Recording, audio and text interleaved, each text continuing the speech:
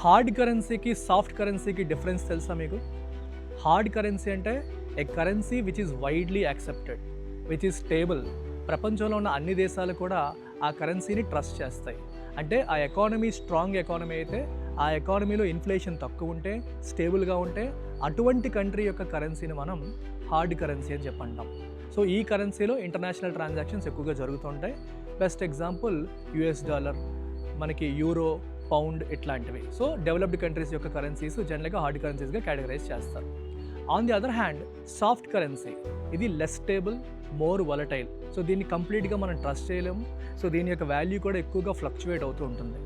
Emerging economies లేదా developing countries యొక్క currencies జనరల్గా సాఫ్ట్ కరెన్సీస్గా పిలువబడతాయి.